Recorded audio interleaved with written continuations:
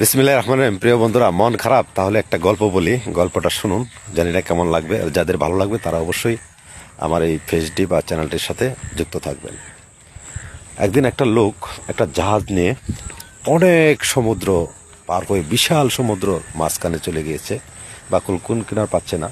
এমনই একটা ঝড় এলো, ঝড়ে মনে করেন সমুদ্রের ঝড়ে সেই জাহাজটি চূর্ণ বিচ্ছিন্ন হয়ে সবাই মারা গেল। শুধু একটি লোক, আল্লাহ তাআলা তাকে বাঁচিয়ে দিল।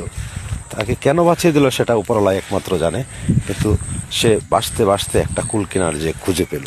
তখন সেই দ্বীপে সে উঠলো, উঠার পর একদিন, 2 দিন, 3 দিন সে মাছ বিভিন্ন জীবজন্তু খেয়ে জীবন জীবিকা নির্বাহ করা শুরু করলো। কারণ কোনো কুল কিনার নাই, কোনো কিছুর সাহায্য নিয়ে সে যে ফিরবে এরকম কোনো অবস্থান সেখানে নাই। সেভাবে 1 দিন 2 দিন যেতে যেতে প্রায় বছরখানি চলে গেল। এভাবেই জীবন জীবিকা করতেছে। আল্লাহ তাআলার কাছে বলতেছে যে, আল্লাহ তুমি আমাকে হেফাজত করো, তুমি আমাকে রক্ষা করো। একদিন সব কিছু সে একটা কুঁড়ের ঘর বানাইলো, বন টন বা আশেপাশে যা আছে সেটা নিয়ে একটা কুঁড়ের ঘর বানালো। সেই কুঁড়ের ঘরটার ভিতরে থাকা সে চেষ্টা করলো। একদিন হঠাৎ করেই অনেকদিন পর সেই কুঁড়ের ঘরটাতে আগুন ধরে গেল। আগুন ধরে ধোঁয়া, বাইরে ধোঁয়া বিভিন্ন দিকে ছড়িয়ে গেল সমুদ্রের কাছে। আর সে বলল আল্লাহ তাআলার কাছে, হে মালিক, তুমি তো আমার জীবন থেকে সব কিছুই কেড়ে নিয়ে গেলে। একটা কুঁড়ের ঘর বানিয়ে আমি বাঁচতেছিলাম বা এখানে জীবন জীবিকা নির্বাহ করে হয়তো সময়টা কাটাচ্ছিলাম, সেই কুঁড়ে ঘরটাও তুমি নিয়ে নিলে, তাহলে আমাকে কেন নিয়ে নাও? আমি তোমার এই সমুদ্রের মধ্যে ঝাঁপ দিয়ে আমি আমার নিজেকে নিঃস্ব করে দেবো, আমি আর এই জীবন রাখবো না। এমনই এক সময় আল্লাহ তাআলা তার জীবনে এমন একটা জিনিস এনে দিলেন যে আসলে আমরা কল্পনা বাহির। আমরা সবসময় হতাশ হয়ে যাই জীবন থেকে, যে কিছু পেলাম না, আমার দ্বারা কিছু হবে না।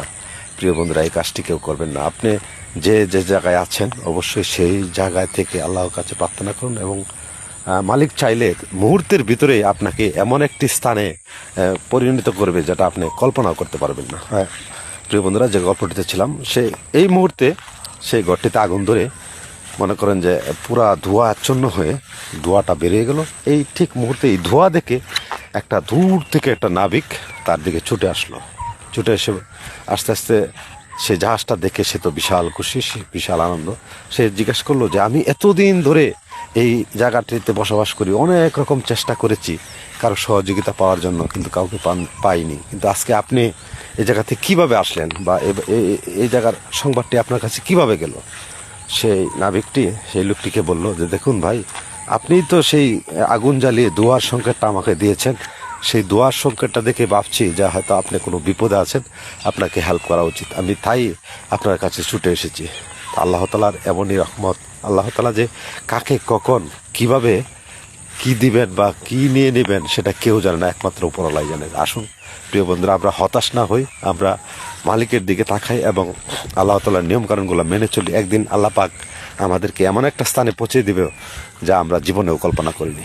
আমার সাথে কি আপনারা একমত? তাহলে কমেন্ট বক্সে জানান। ধন্যবাদ প্রিয় বন্ধুরা।